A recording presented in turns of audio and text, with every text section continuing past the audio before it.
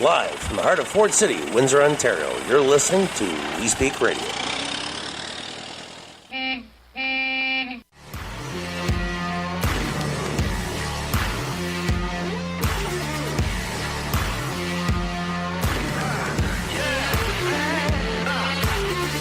Here come old back top, he come grooving slowly. He got juju eyeball, he want holy roller. He got hair down to his knee.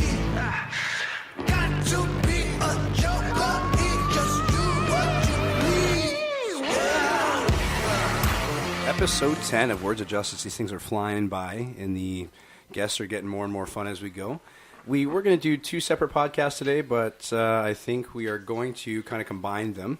We'll start out with our first guest, Jim Morrison, and then we're going to transition into Ian France as our second guest. Now, Jim Morrison, I invited you on today to fill me in on what I don't know. So why don't you we talked a little bit before the podcast, why don't you fill in our listeners about why you're here, what we're talking about? Well, the main thing I would really like to talk about today is Easter seals. We have a telethon coming up in March, so it's a great charity that helps so many disabled people in this community. So I'd certainly like to talk about that, and we can certainly reminisce about the Great White North, where we both come from. So I do come from Wawa, which is mostly known for the Wawa Goose on the Trans-Canada Highway way up north. So I did come down to Windsor 25 years ago and made this my home. So that's. Well, we were talking about that before the podcast. We're definitely both northern boys, and I know a little bit about your political career. And I think we talked about the kind of the shared vision and the shared camaraderie and community of what the difference between northern and southern Ontario is. And it's kind of cool that, from what I've seen and could look up from your previous campaigns and things you've done, it seems that our ideologies match up in the way that we were talking again before the podcast. Very fiscally conservative, but very socially liberal.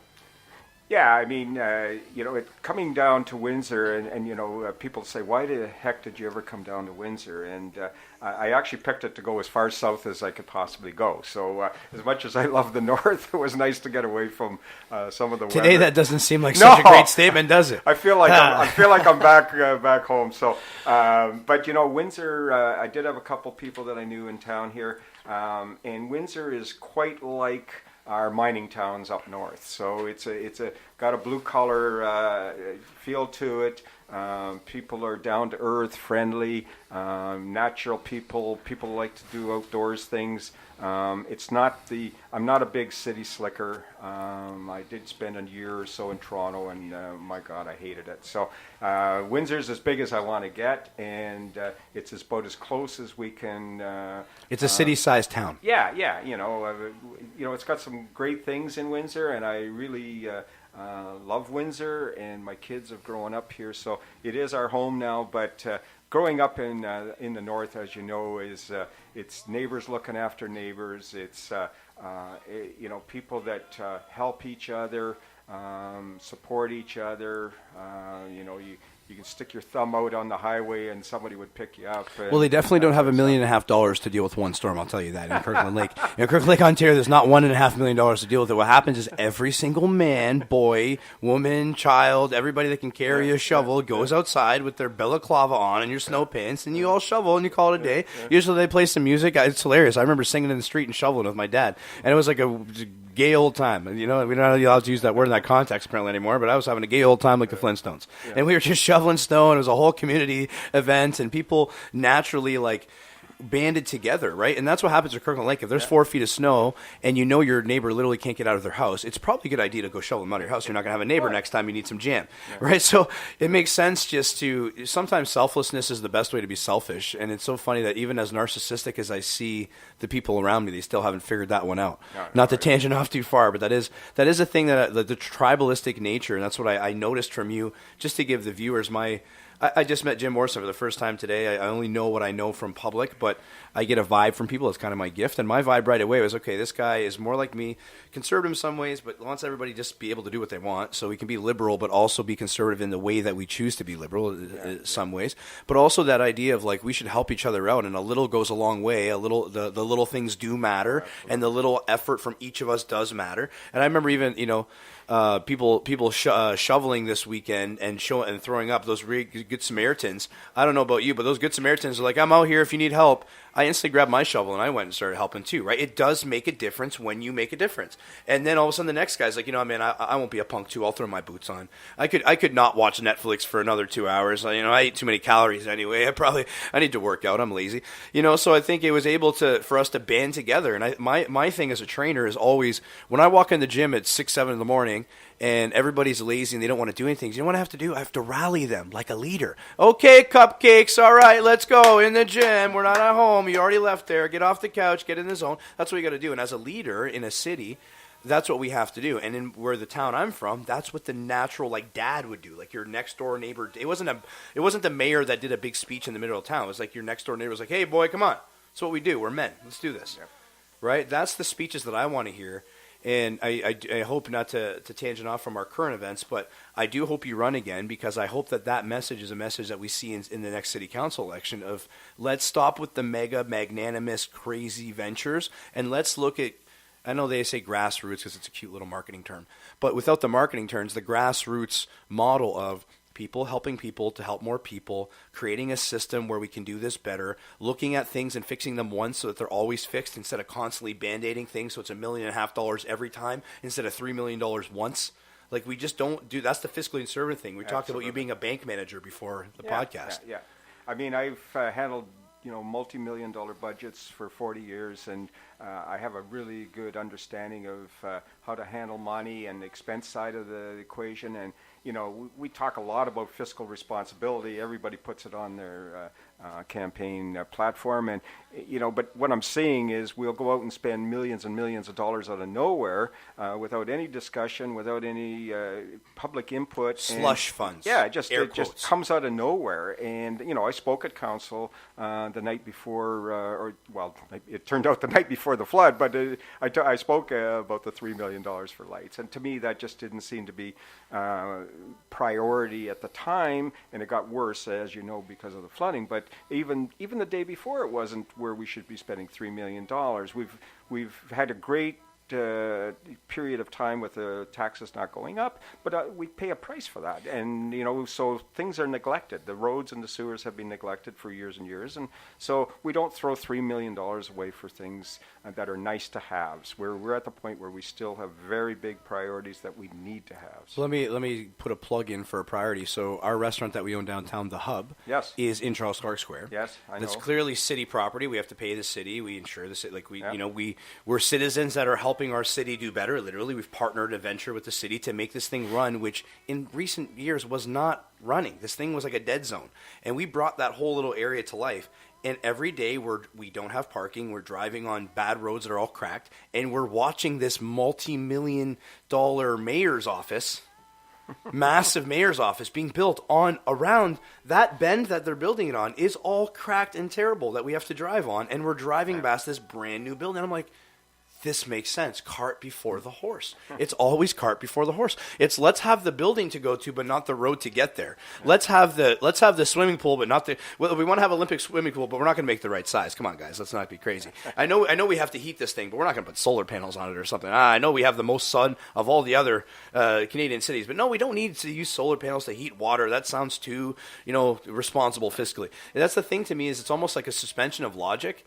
And I was in a cab ride yesterday downtown, and not to tangent too far, I will come back around, but yeah, I was in a cab ride, and this cab driver, who I need to get on the podcast, by the way, is like the most interesting cab driver I've ever met in my life. And he was getting me pumped up. He's like, who even runs this town? I was like, want me to tell you? I'll put my hand up. The WFCU, Enwin, Coco Paving. Yeah, I called you guys out. You run the town. We get it. I'm going to run you out of town. Okay? Because you are the problem.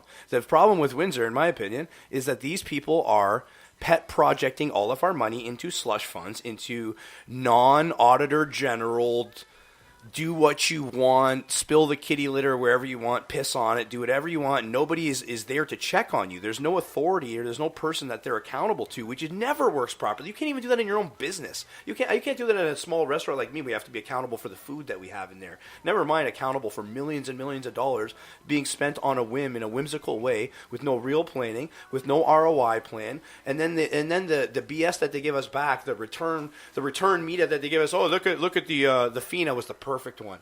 Not the Fina. It was the Fina, the swim one, Yeah. right? Well, that was a perfect one because remember I run that restaurant, right? So it was a perfect one. I watched all these buses come in, and they got off at the casino. Little did the rest of the citizens know that they had already prepaid the Caesars Windsor, all their food and all their things. They had already prepaid the keg for meals. So the only people that made money are who?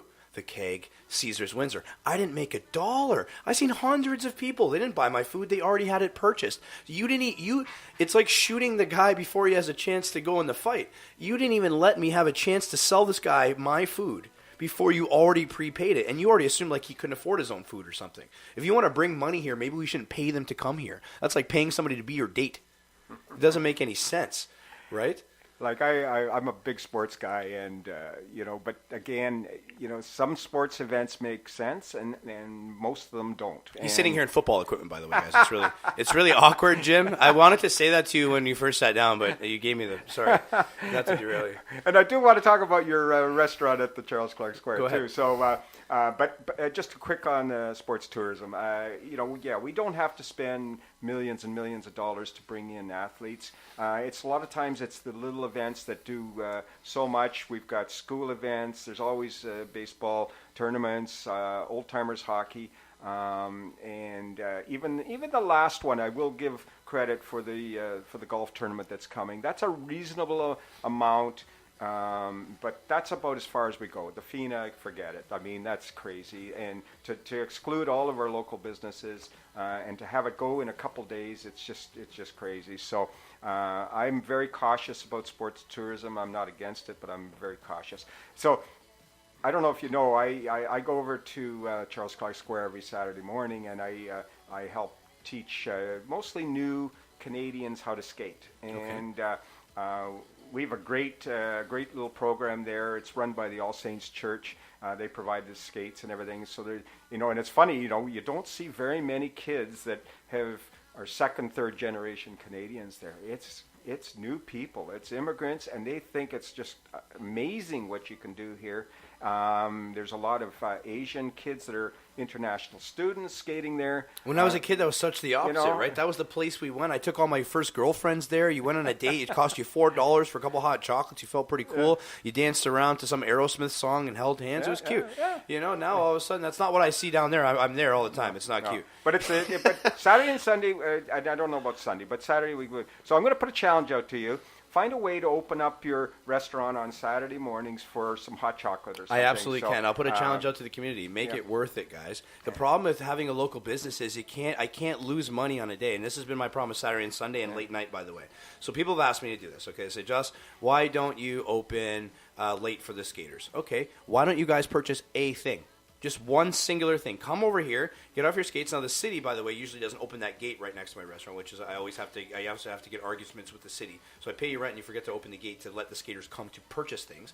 There's not enough lights to get to the actual restaurant sometimes. These are the overlooked things. When I looked at the millions being spent at Jackson Park, I was furious looking retrospectively at all the years at Charles Clark that they could have invested some kind of money like that one time, and it would have echoed forever, and you could have a real there should be skate sharpening and skate rental, and there's a lot of stuff that should be down there during that thing. It could be a little pop-up building, but they don't do any of that stuff. So for me, it was hard because you can't open things and lose money. So I can't open a Saturday morning after pumping the whole week because really downtown, if you know it, we have Monday to Friday where we're going to deal with Caesars and City of Windsor. We're going to get our day-to-day clientele that work down there, the judges, the lawyers. That's our clientele, the people that work every day downtown, and it's close to them to walk, right? But then you try to build it for these attractions, and that's the problem with Windsor mentality. We're so quick to, I see even on Facebook, everybody will share the Tim Hortons gift card post, but if I post about my restaurant, they won't share it, and if I share it too much, they get mad at me, and they inbox me, and they tell me they're going to unfriend me if I send them another message. So I'm sorry that I promote my business, guys, that you should be You should hope that I profit, because if I was given $1 million, you'd see 15 more restaurants pop up that'd be happy to serve you as well. But you're so happy to give it to the corporations and the people that are dogging us out. You pay your NWIN every month with no problem, but my $7 burger offends you, or the $2 hot chocolate offends you. So that is my biggest problem, honestly, is it's hard to run a business in Windsor, Ontario as a local business, especially when it comes to something like that, because I'm directly linked to this thing. So I get no communication from the city of Windsor itself. I never know when events are going down. Do you know that, yes, I know that those people were skating, but unless you were to contact, like you and I could arrange this, by the way, so I am open. Right. Maybe we're going to pre-order a certain amount of hot chocolates. They're not going to have to pay for it at the window with a toonie that they have to go get out of their bag while they're on skates. So a lot of it is logic, right? There's no like, I'm looking forward to running my own campaigns in the future, because I honestly would love to bring some of my own logic to this and say, guys, like, it's like when you get mad at everybody, but you've never given them a solution. So if I yell at Chris for not being in shape as a personal trainer, so imagine he comes to the gym and I'm like, instead of giving him the avenue of, okay, Chris, what we're going to do here is we're going to do this, this, and this, and that's going to amount to these results. And you're going to see a positive effect, and the ROI on this pain of training is that you're going to be in shape in X amount of time. That's how I have to talk as a trainer. That's how I have to talk as a business person. You're going to get these meals. It's going to cost you X amount. Pick them up on right? Business people in the room, right? This is how you talk as a business person, a small business person, corporate business person, whatever. And then all of a sudden they get into this bracket called politician. And even a lot of these guys are business people, which I'm like mind blown. And I'm like, there's no way that you deal with your business the way that you want me to deal with my business when your business is my business. Because if it is the corporation of the city of Windsor and I'm a shareholder and I'm a second shareholder because I'm purchasing an asset, or I'm renting or leasing an asset from you guys, why do I have to come shovel my own snow because you shoveled one single little path with 6 workers? So I have to come shovel my own snow because it's just disgusting. When I talk about with you before the podcast of we need to bring that hometown, get off your ass, do it your goddamn self, and motivate everybody around you to do it mentality instead of the wait. Like, you think I go cry about it? I'm not even trying to whine about it on the podcast. I'm really not. I don't go and cry about it. So you know what I do? I grab my shovel, and you know what I did? I started shoveling it every single time. You know what they do now? Because I shoveled it like 4 times, they seen how good my shoveling job was. They felt insecure. They now shovel it better. Didn't have to say a word. Lead by example. To me, I think that is the way to do it that people are not seeing. And so before we tangent out of time here, because I do that sometimes, I want to get into what your current thing is right now and educate me on it, because I know very little. Yep. I'd like to talk about Easter seals, and it's something dear and close to my heart. My daughter was born with a birth defect, which is called spina bifida. It's considered the most serious defect that doesn't affect mortality, so it's mostly mobility and other issues. So that's just one disability that Easter Seals sees a lot of. But Easter Seals was started in Windsor, so it's a cool thing. It started 95 years ago, where a bunch of people got together in Windsor and got this thing going. And this year is the 36th telethon that is on TV, on CTV, on March 25th. So I want to get people out there listening to it. And we raise a lot of money for a lot of things. And these kids need a lot of things. And for an average family with somebody that's severely disabled, and that's like, totally paralyzed, in a wheelchair, can do a few things, but need help with even speaking, talking, walking, everything. It's about a $40,000 a year cost to an average person. And Easter Seals, most of the money goes to families that don't make much more than, I think it was somewhere around a quarter of them are less than $20,000 a year, and half of them are about $40,000 a year. So trying to deal with $50,000 medical bills just for crazy, one person. So yeah. Think about, you have a young child and they're not mobile, and how do you get them to school? How do you get them to get out in the world to see things and do things? So first thing, you need a van that might cost $35,000. A ramp. To get ramps in it and everything. A wheelchair that doesn't even have a motor is like $5,500, and they have to change every couple of years because these kids start right as a really young child and go through. So there's tons of costs. So Easter Seals is something that is great, and it's all coming from donors. It's not government funded. It's money from everybody. We have some great sponsors in Windsor. Everybody knows Windsor's got some really good sponsors, and I can call out companies like the Toldo Foundation, Green Shield, Valiant, Unifor, the Legion. great organizations that raise money, and it's so great. And the one thing too I want to talk about is we need these kids to have a little fun and interaction, and some of them are so isolated because they can't go anywhere. I'm going to come in and teach. I'm already getting excited. I'm like, you need some justice. You need some fun. There and the you kids. go. Yeah. Well, I do my kids program, right? Yeah, So I do now. It's called the Young Warriors program. It's evolving, called Just Warriors Inc. is the new brand that I'm under. But the kids program that I do, and I'm going into. So Atlas Tube just hired me to go in and do like 100 kids, and tonight I'll have 20 kids at Windsor Squash and Fitness. And what's cool is they range from 3 to 18. Some of them do have disabilities. I myself am blind in one eye. I went through cancer. I've went through all kinds of my own physical disabilities, and I'm physically handicapped. But if you watch me box with my blind eye forward, you would never think I was blind at all. If anything, I see it all before it happens. It's hilarious. I'm like a Book of Eli or some weird thing, So it's like you can learn how to. If anything, I like to inspire the kids to get even more pumped up, right? So I'll go in there with my eye patch on and do some jump spin kicks and see if I can entertain some kids. So we're definitely going to get involved. And anybody listening, I know there's a lot of my friends in there that like to do fun stuff. So we're going to link together. Contact Jim Morrison and get in touch with Easter Seals. Yeah. By the way, why is it called Easter Seals? So like the Navy SEALs of doing cool stuff? Well, maybe it had something to do with that, but they actually used to do it all by mail. So the seals was like putting a seal on, and you would put a seal on the envelope as you Okay, I would like to rebrand it. I would like to say in your new marketing that you're an army of awesome.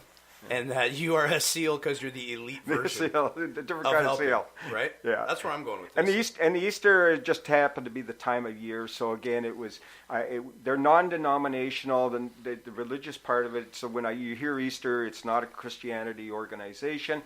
We help everybody in every situation. And everything, but it just happened to happen around Easter. And I know the other program that you'll start to see in stores in March will be the Easter eggs. So you'll see paper eggs. The little, so just donate $2 when you go see them. When you go my son's into a obsessed with eggs. store. My little 2-year-old loves them. So go in and just because all this money really, really helps. And there's a waiting list. The money that they raise, and they're raising about $10 million a year in Ontario. It's still not enough. There's a waiting list. Yeah. It never is enough. And my favorite hockey team, the Toronto Maple Leafs. I know I'm a loser, but anyway, it's okay. You're not a loser. But anyway, last week they had the Conn Smythe dinner, and they raised tons of money, millions of dollars. Paul Henderson was the speaker last week. The actual Leafs that are current Leafs, the Toronto Maple Leafs, you can go skate with them in Toronto. So there's some big things happening in other parts of the province. But in Windsor, where we raise over a couple $100,000, we give out more than a couple $100,000. So we actually are big recipients because we have a couple hundred families right here in Windsor that need these services, and I've given you an idea of the kind of money that's needed. So is there any way that besides money, is there services that? So what services? If there's anybody listening, because you never know what business. There's a lot of business owners that listen to my thing. I'm not sure who's listening. But is there other service, like, for example, I can donate my service. So one way, instead of giving money, because it costs usually a couple $100 an hour for me to go place, I can just say, okay, I'm going to donate my time for some time, and let's set up some events. So it's a small thing, but if everybody, like I said with the beginning part of the podcast, if we all do a little thing, there's probably some person that dresses up like a clown that could donate an hour of the time to go make kids laugh. Yeah, please contact the Easter Seals. I'll give you the number. It's 519-944-0044, or find me. But basically, we have a day where we spend a lot of time with people, and there'll be kids there with disabilities. Things like a clown showing up, people that will entertain in different ways for the telethon. That's all greatly appreciated. We get people that bring in food. There's a lot of things that as you say, that people that will help with moving some of the sets to get this whole telethon set up, because it's a big thing. So if you feel you could help in any way, we always think money, right? So somebody think, we need to raise money, so they don't think. What raises money? Hearts. So you raise your heart, you raise the money. I've raised a lot of money for community, as you have, as Ian is sitting here has, and we know it's a lot of times. Ian France, I'm going to pull you in a minute, but you're like me. When you want to do something, you want to do an event, we are going to plug this damn thing until my fingers break. I went through 3 mouses, my computer got kicked in the trash, and I got my laptop out. Like, if I'm going to make an event happen, it's going to happen because I goddamn will it to happen, and that's the end of it. Right? That's what needs to happen with these kind of organizations. You don't need to, I don't have enough money to help Jim. Oh, you damn right you do. You have 4 hours that you're sitting watching Netflix. Call Jim. What do you need, Jim? Would you like me to share Easter Seals Foundation all over Facebook? Because I'm sitting here on my computer anyway. Would you like me to like your page a bunch of times and invite all my friends? By the way, this is technological age, so you guys don't even have to leave your phone right now. If you have your phone in your hand, go to. I mean, is there a Facebook page for Easter Seals? I guess there is, but I have a website, so it's easterseals.org is the website. Yeah. So we're going to put that on our Facebook's easterseals.org. Let's make sure we all share it and invite people and like it. The simplest thing, my friend Mark Basquero, who hates when I quote him, but I don't care.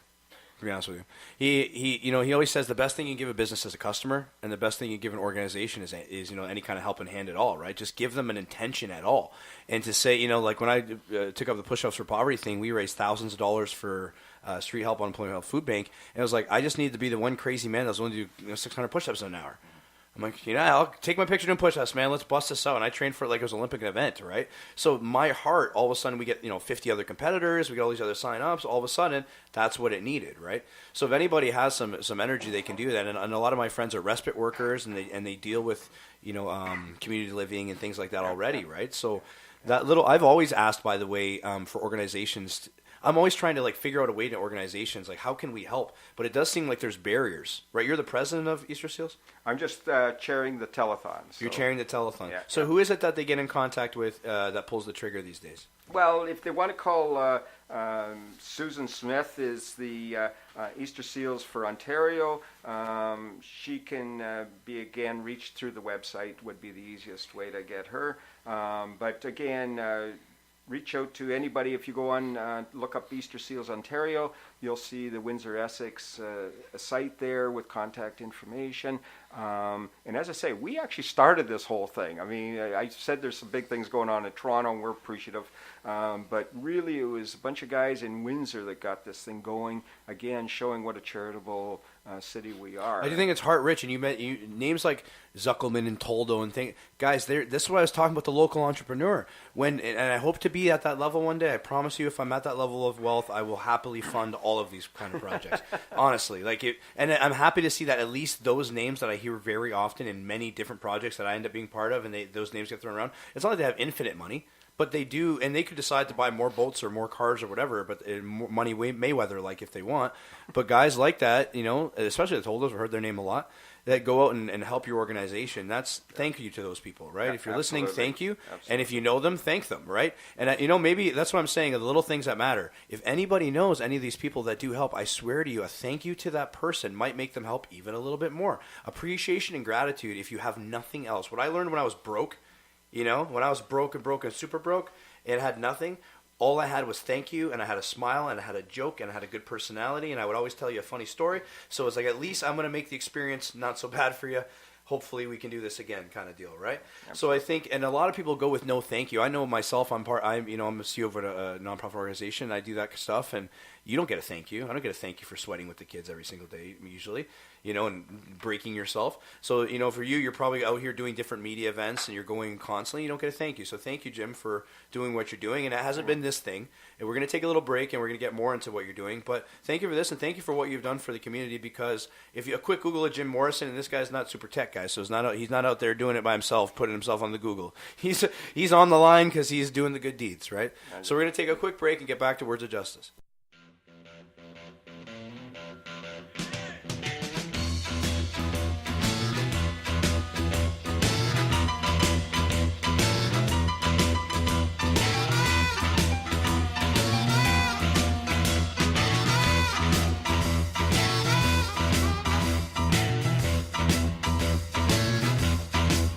I'll keep your eyes on the road, your hands upon the wheel.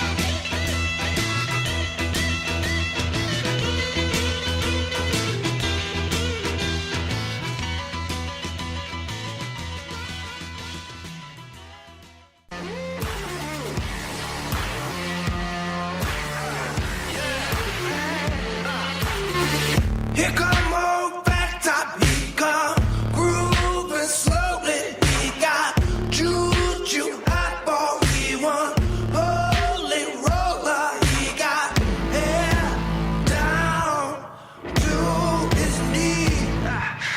Got to be a joker, he just do what you please. Yeah. Second half of the 10th episode of Word to Justice, and I'm excited that I have seemed to trick my two friends, the banker and the cryptocurrency specialist, into the room. So hopefully I'm going to introduce Ian and let him kind of introduce himself and get into what he's currently on. The other day I got a message from him asking me if I wanted to get into some cryptocurrencies, and I did. I did not have a lot of time to talk to him, so I invited him onto the podcast and decided that this conversation should be a podcast. I don't even want to have it privately because I think that's going to do injustice to the world. So everybody's begging to know what this is about. Ian, school my banking friend over here about what it's about. Well, I'll never claim to be an expert, but obviously, digital currency's been around since about 2017. There was last year you saw the Bitcoin mania hit the media, and that's even with only about 8 to 10% of the world's population that are involved, and we're still dealing with a $500 billion market cap that this industry has. When Bitcoin and other digital currencies had followed, created themselves, they had no marketplace, no usability, and for a coin or a currency to be successful, it needs to have users, usability, and also a purpose. So Bitcoin creates itself, goes out, tries to convince businesses and individuals and governments to utilize it, and people were scared because obviously change is difficult for people. They've been so accustomed, and with all due respect to our bankers in the room, they've been so accustomed to the banks telling them, put it in the savings and get a small percentage of interest, but then we're going to charge you fees, and we're going to tell you how to hold your money, how much you can take out of a debit machine, how much you can take out of a ATM, how much you can travel with, different things like that. I think that's what spawned the whole crypto world, where people wanted to eliminate the middleman. And I think that's what a lot of people do in business anyways. They're always trying to get their best deal. So when you look at digital currency now, what's happened was it wasn't accepted because people were very confused by what it was. And so let's backtrack so I can help them explain that. I want to unpack this. Okay. So you said it creates itself, and this, I know this, so let me just explain what I understand about cryptocurrency. When we don't know exactly who pulled the trigger on the big bang of Bitcoin or any of these cryptocurrencies, but imagine it like an everything from nothing scenario. There Correct. was nothing, and then boom, Bitcoin emerges as an entity it manifests itself. Yes. The weird way that we say that it does that is because it's basically an algorithm. Some smart guy that we're not exactly sure who was, and I'm sure that he's remaining anonymous for a reason because he's not looking for fame, he's looking for destabilization of the current markets. Mm-hmm. So he's saying, okay, we have this algorithm, and most currencies are based on a depreciating system. The Reader's Digest version that I wanted to explain it to the viewers was most banking, and correct me in a minute, guys, let me go on my rant. Most banking started Knights Templar. They started having royal notes. They started having ways to have these notes of promise to be able to use at the next rest station for meat or clothes or whatever else. We've always used things like coins and gold and commodities and bartered. And then, until the gold standard was abolished by the Federal Reserve, we even used the gold standard to say there's X amount of gold to X amount of dollars. Mm-hmm. And so we can balance the currency based on we have this amount of pounds of gold, and that's worth this amount of money. That's the gold standard of money. When that was abolished, and I won't get right into specifics of that, look that up, guys. The gold standard was abolished. And through these big banking organizations and the World Bank, all of a sudden there was this inflationary currency. All of a sudden every dollar that was ever printed was owed to a World Bank, and that World Bank was issuing to these sub-banks and these things like the Royal Canadian Mint or the Federal Reserve of America that seem to be tertiary organizations outside of the actual organization of our countries are selling our own money to us at some kind of cost. And that debt is part of the inflation. And there's in and out inflations because they can decide that debt is going to go back to the World Bank or into the system. They're going to flood it with cash and inflate everything, or they're going to withdraw cash, but the inflation still remains. This cryptocurrency came at an algorithm that instead of depreciating is appreciating. So there's a certain amount of Bitcoins, for example, use Bitcoin. There's an algorithm that is creating these pieces and parts of Bitcoin. all of the Bitcoins that will exist is a certain number, 2 million or something like that. 21 million. 21 actually. million. Yep. So there's going to be 21 billion Bitcoins. And like the gold standard, that now establishes an end. There's only 21 million, and there's some kind of scarcity. And now this is, because of supply and demand, going to appreciate this currency instead of depreciate this currency. It's kind of simple, but really complex. So the hard part is where it gets into how it is creating itself. And this is the cool part. I always thought that there should be a way of people by the people banking for the people banking. Mm-hmm. And it would have to be a self-perpetuating thing. And the people that are mining the Bitcoin, so for people that don't know that, every Bitcoin comes in like pieces. They're parts and pieces of Bitcoin. It's like a tenth of a Bitcoin, little points of Bitcoin. And people are mining this with machines that you buy. So you have to invest money in these machines, right? Or programs or algorithms. They usually have to run on computers. A lot of people have whole rooms set up full of these computers that are generating heat, and it's a whole thing. But these are almost becoming the banks, because these people that have banks of data are becoming the bankers of our digital currency. So you're getting rewarded for creating the currency by using these physical mining things to actually run the bank for everybody. It's like we're building our own servers to hold our own currency, but our currency is digital. It's not physical gold. So we don't need vaults. We need computers. Correct. And those computers and servers are what each of us are contributing to the social currency. So this makes a lot of sense because we have a control over what this currency is and can do and where it can be accepted. Yes. Well, that would be the blockchain, where you're even seeing a lot of the banks like Royal Bank, Toronto Dominion, JP Morgan, Chase. They've all adopted the actual technology of blockchain just because of the safety and security of it, where when it's decentralized and it's out in the community with the world, every single person that's attached to it gets to see every single transaction that goes on, and it keeps the ledger legitimate, and it keeps people and transactions going. But it's a natural evolution of currency. I mean, they said there was about 11 trillion US dollars ever printed in our lifetime, but just over 1 trillion are all that's remaining physically. So cash is no longer king, and it stopped being king when we started accepting checks. And then we went to debit, and then we started doing credit cards, PayPal, e-transfers, wire transfers. Everything we do nowadays is electronic. It's digital. Yeah, it's nice to have some bucks in your pocket and things like that, but for the most part, a lot of people don't. And our dollar is not backed. A lot of people will always give me the old, well, it's not backed by anything.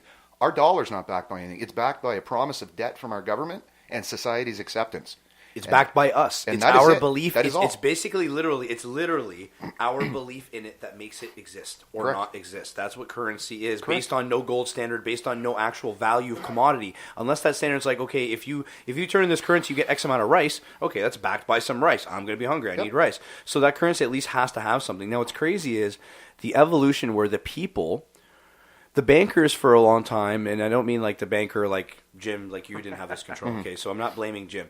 I'm blaming like the big World Bank organizations, policy setters on the banking side that are outside of our own government. Even they're so powerful and so wealthy that we don't even understand it. Okay, so these people are making these policies, and it's affecting all these people like Jim, who's going to manage the bank to his best of his asset. But if it's going to go subprime, if loans are going to, you're only going to manage what policies you're able to manage, and if you don't, you're going to jail. So they use the legal system and the political system to use their agenda. So the political system is going to push the agendas you guys are all going to do. The legal system is going to enforce our agenda. And the system of banking is we're going to pay them their salaries, and they're going to do what we got to do. Now, what's hilarious is this whole cryptocurrency takes it away from that. And it says, okay, well, we don't need to do that. In fact, we can create our own currency. We don't need these banking systems, which means these entire institutions don't have to exist. The tax of the tax of the tax doesn't have to exist.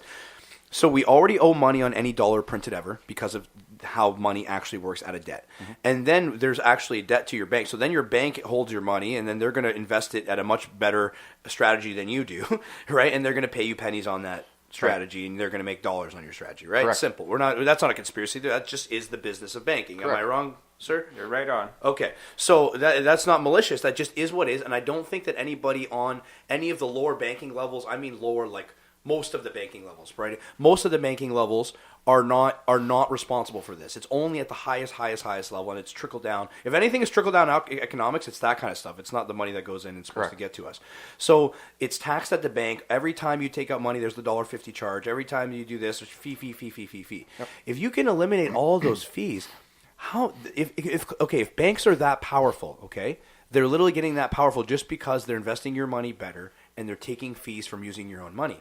If we take just that one mechanic out of the entire system, if all that money was used towards roads, foods, and foundation, is that 10% of all the money? If is 10%, I don't know the number, so maybe Jim can give me more. How much money does the bank process? All of our money, right? Do we not all have bank accounts? You have to have one. Does it not touch every dollar almost of all of our digital money? Yeah, absolutely. I mean, one thing the banks don't ever disclose is how much they make off of fees and things like that. So it's kind of interesting because it's a hidden way. Most of us can understand that we'll bring in money which is borrowing from you as a depositor and lend it out to people for mortgages and everything else, and we need that in society because it's just the way things operate. We don't use animals or anything else for currency. So, but I must admit, as an older person, this cryptocurrency still scares me because I think that's the thing: is how do you get over the hump in terms of believing in it? Well, that's just it, and that's exactly how we got involved. We were out doing a seminar. We got a seminar company, Revolt Digital, and we were down in Vegas, and we were doing an actual seminar on Bitcoin. And a group from a company called ProCurrency and iPro Network were in the crowd, and they came to us. And we're always looking at different businesses, and everything's always about what's next. I'm always thinking, what's next in an industry? Well, digital currency, Bitcoin, Ethereum, Litecoin, all of them have lost their way as a currency because nobody was really accepting them for transactions, day-to-day transactions, which is what we want. We can't wait hours or days for a processing of something. So they've all become these stock-like assets that everybody's just trading back and forth in speculation. So with this ProCurrency, what's gone on is they've partnered up with Kevin Harrington he was one of the original Shark Tank guys, Home Shopping Network, As Seen on TV brand, Ubid, and they've brought all of these online retail platforms to the currency.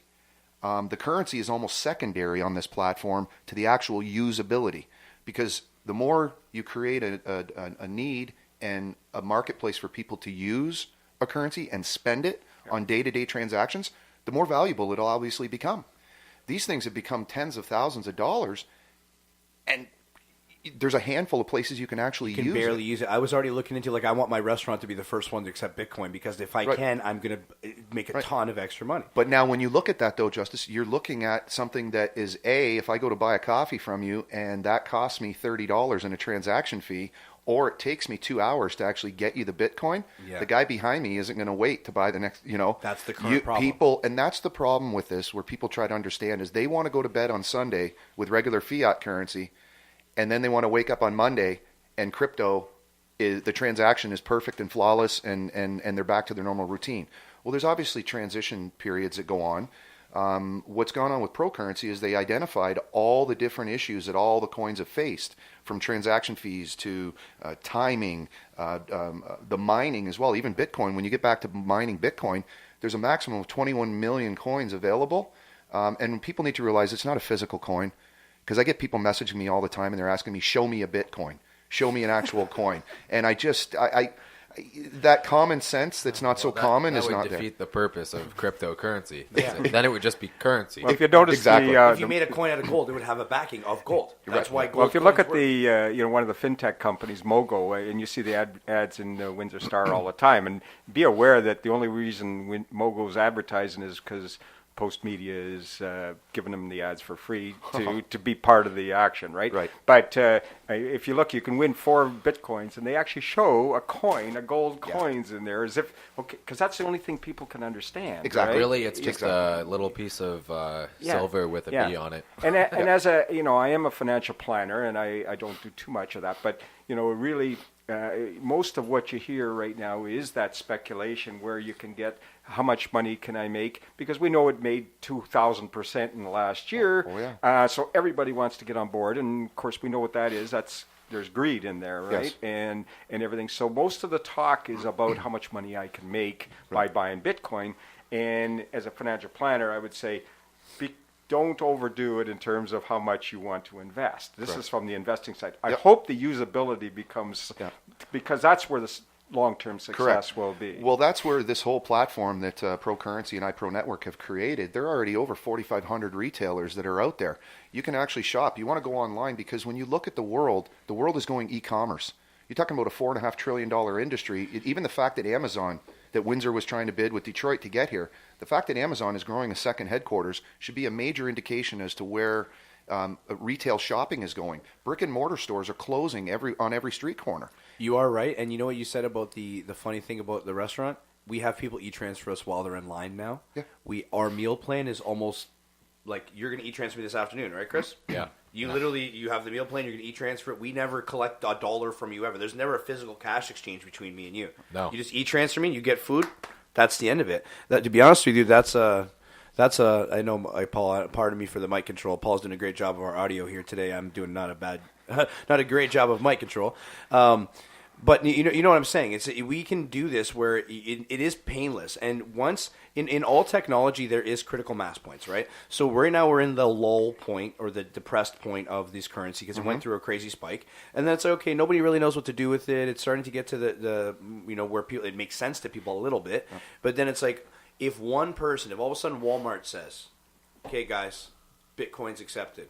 Boom, the whole game just changed. Wow. So, even though the risk to reward factor when you're talking about investment, Jim, and I'm not the king of this either, but I would say that if you have a little bit of play money, besides the marijuana market, which is obviously a volatile market, the cryptocurrency market's a pretty good idea in terms of you can see where it's going. And we know that there's going to be digital currency. Like we've all watched the futuristic movies where we're going to have the RFID chip in our hands, which we already have RFID chips in your debit card. And those are getting smaller and smaller, and they're definitely injectable into your skin now. So we're definitely just going to have an ID tag that's going to have digital currency. And you're probably going to have all of the currencies available on your one little RFID chip. You'll have some Bitcoin, some Litecoin, some Ethereum. You're probably going to have an exchange rate to exchange this coin to that coin. You know what's funny? We already have that technology. We use it in World of Warcraft. We use it in every video game known to man. You can exchange minerals for gas, for this, for that. You can exchange one currency for another currency. It doesn't cost you anything. Wood for stone, stone for whatever. That is what it is. We already use that concept. Right. Well, everything that you just said, you can shop at Walmart. You can shop on Amazon. You can shop at Best Buy with us, going through the portal that we have. And actually what it does, they want the currency to be in everybody's hand with pro currency. All that matters is getting the currency into users' hands and keeping them within that ecosystem of spending. So as you're shopping, you get a little shop assistant that follows you around on bestbuy.com, walmart.com, and it tallies up everything that you buy. And then what it does, they actually rebate you in pro currency. So then as the pro mall, because this is just, you got to understand where we're at right now. Like MySpace, if you remember MySpace never saw Facebook coming. Blockbuster and them never saw Netflix coming. Boom, blindside. Uber took over the taxi industry, Airbnb, hotel industry. So all of these companies that are disruptive, that's what's going on right now with this iPro network and Kevin Harrington and Bob McNulty, who used to own shopping.com and sold it off for $300 million, which Amazon basically copied and became who they are. That's who's on the advisory board of this. So there's already 4,500 major retailers that you can shop with us. You can buy millions of products, have it either drop shipped. There's actually people that'll buy stuff at Walmart online through us, get their rebate in pro currency, but then go and have it all left at the Walmart on Dougal. And they'll go and physically pick it up and save even more money because they went there. When you talk about the cannabis industry, Kevin Harrington just bought in on a company called Single Point. Single Point is a wallet that will encompass an exchange that will encompass absolutely every single digital currency on the planet. It's going to be called what? Single Point, it's called. You can find it on the stock. It's a publicly traded company called Sing, S-I-N-G, and it's going to be a integrated payment system. And throughout retail and online, they're only accepting two digital currencies globally. It's going to be Bitcoin and pro currency. That's it. When you're actually shopping through all of his different platforms in retail. Pro currency is like a conglomerate of the lower currencies or the lesser currencies. Am I wrong? Pro currency is an up-and-coming one, and that's the one that we're involved in right now. And you can find it on various exchanges under PROC for PROC. So Bitcoin and pro currency are the only ones that are getting the levity. So these other, like Litecoin, Ethereum, they're using the same concept. But unless that concept's applied by entrepreneurs to actually, and that's what's cool about this, to be honest with you, is the link between the entrepreneurial spirit and the actual currency. It's like, well, we're the ones who validate the currency by buying the products or needing the products or wanting the products or whatever anyway. So why don't we lend to validating that by helping it? So pro currency and Bitcoin taking that to the next level and making it in real-time shopping. And that's what his thing is. He wants pro currency to be the global digital currency that's in the world. You talk about cannabis. They just purchased one of the biggest cannabis digital currency platforms as well, and he's trying to combine the cannabis industry with digital currency. You spoke about video games.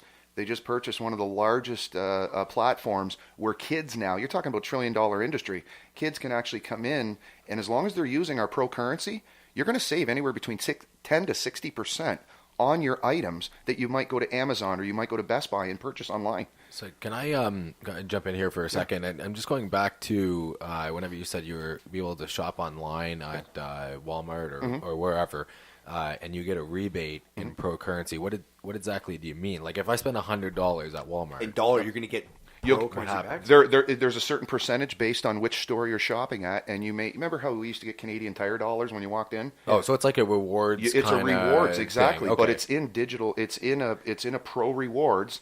That then what you do is you transfer that out to your pro wallet, and it transfers equally to pro currency. So you can spend dollars and get Bitcoin, spend dollars and get pro currency. Not Bitcoin, not pro Bitcoin, the currency. opposite. So You pro got it. currency. So understand, guys, that pro currency is its own thing. You like got a it. Bitcoin. It's We have our own blockchain. We have our own wallet. You got it. That's right. Bitcoin is But basically it's the still- Kleenex of cryptocurrency. Sure. But it's still cryptocurrency. Right? 100% it is. Bitcoin's the most noticed brand. That's yes. what it is. Right. So is there different, I guess, outlets that you can use these different, like Bitcoin in certain areas and pro currency in different areas, or? Yeah. So what's going on Can when it you be- if you take all of the different digital currencies, which are over 1,300 in the world right now. I mean, there's coins That's for crazy, by the anything that you can think of because everybody's just creating these coins, and they're hoping they can be the next Bitcoin. Our platform is not that. They don't want to be the next. They want to look at what e-commerce does. E-commerce at $4.5 trillion. E-learning and training people. We actually have programs and packages that we teach people how to open up their own e-commerce stores. Amazon Elite stores, Shopify stores, eBay stores, how to accept digital currency on top of fiat currency. So they're trying to create this ecosystem for sustainability of pro currency. And when I look at everything else and I look at how Bitcoin is or how Ethereum is and Litecoin and how they've exploded and grown with absolutely no strategy, no support system around them, other than just hoping and praying that they can convince people to use it, I can't even imagine where pro currency is going to go. And I don't need it to go to $14,000. I don't need it to hit $10,000. I want something that I can shop with online, that I can save money, because that's making money to me as long as I'm saving money, and a portfolio of a currency that is positioned to rise in value simply because of what is surrounding it. Do you think that, okay, everybody knows the big craze that happened with Bitcoin last year, and it rised. What did you say It was earlier? like up to 17 or 21,000 or something silly. Yeah, like it was, absolutely insane, right? But do you think it's gonna keep rising, or do you think it kind of hit a peak and now it's gonna drop off and then it'll slowly come back up? Bitcoin around 2007 was created, 2008, and it did not actually have any usability till around 2012. So they went 3-4 years with absolutely nothing, other than me calling you and I want to buy something from your yard sale, and you and I agree, and yeah, that's what happens.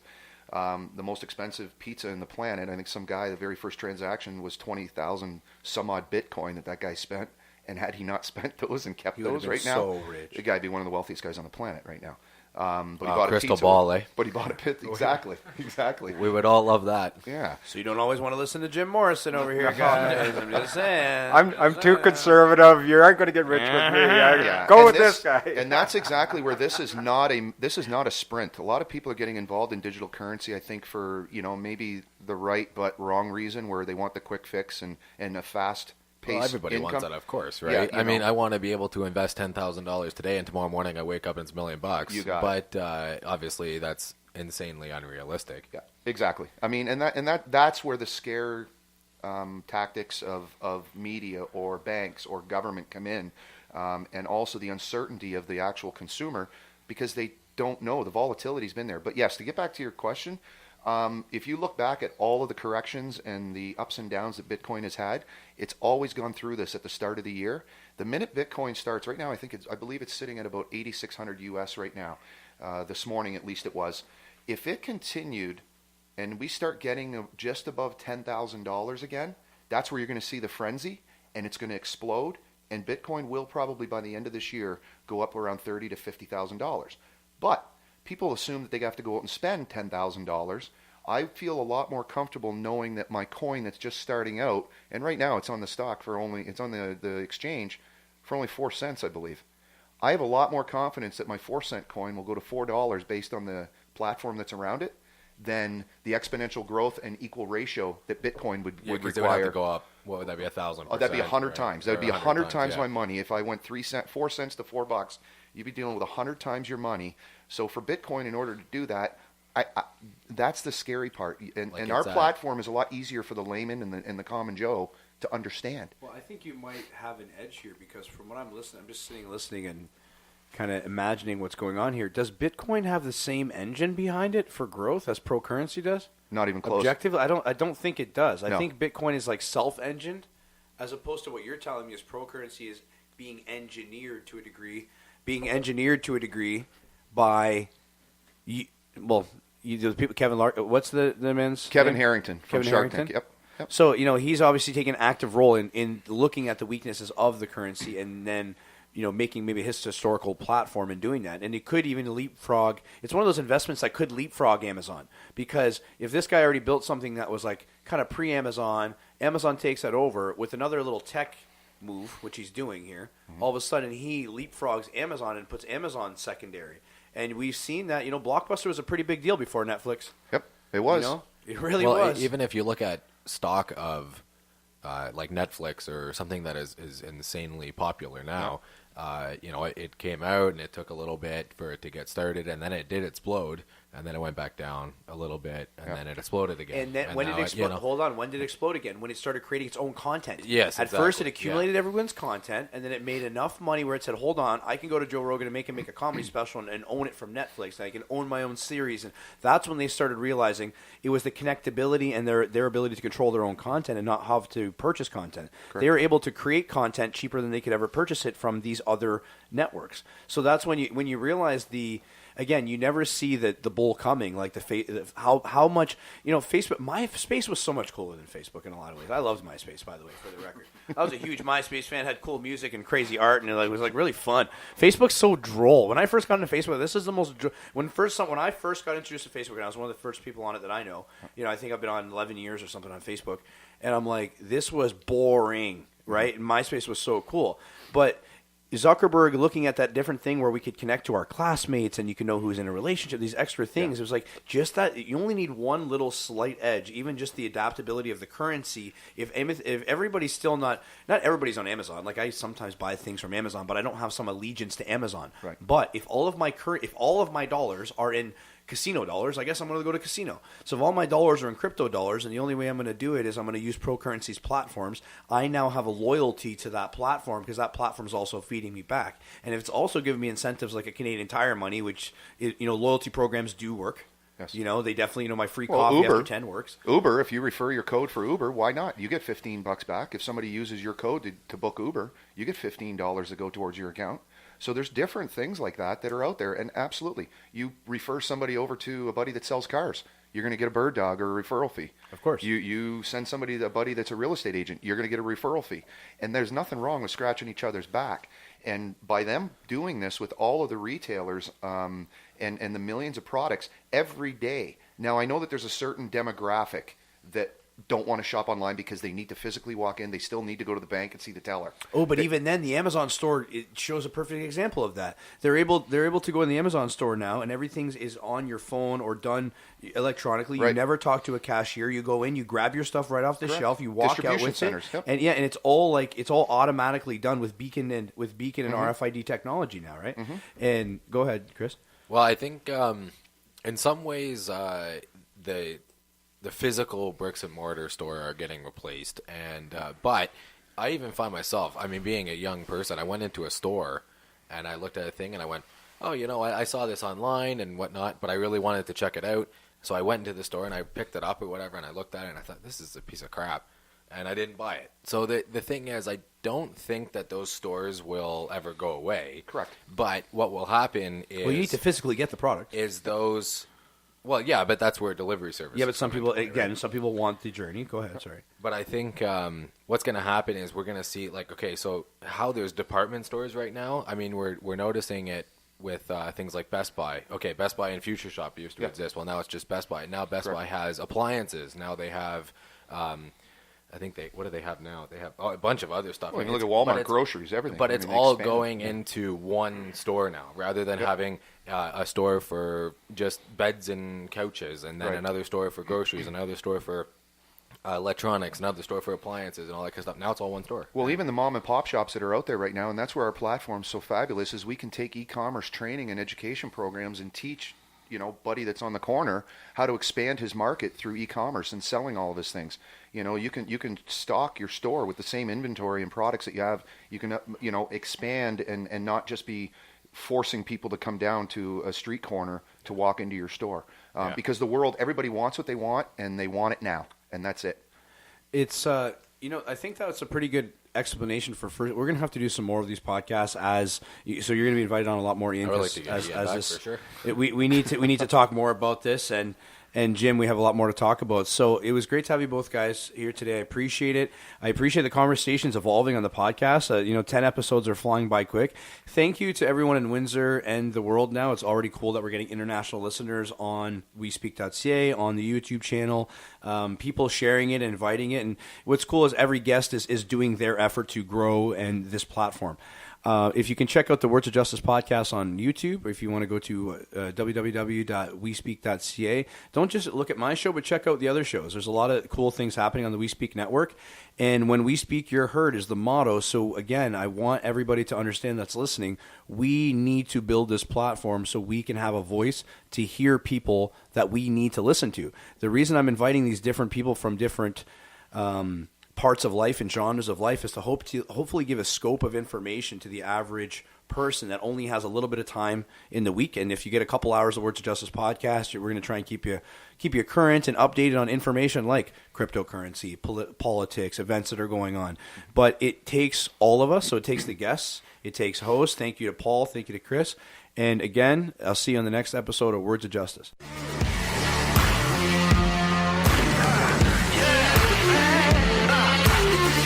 Here comes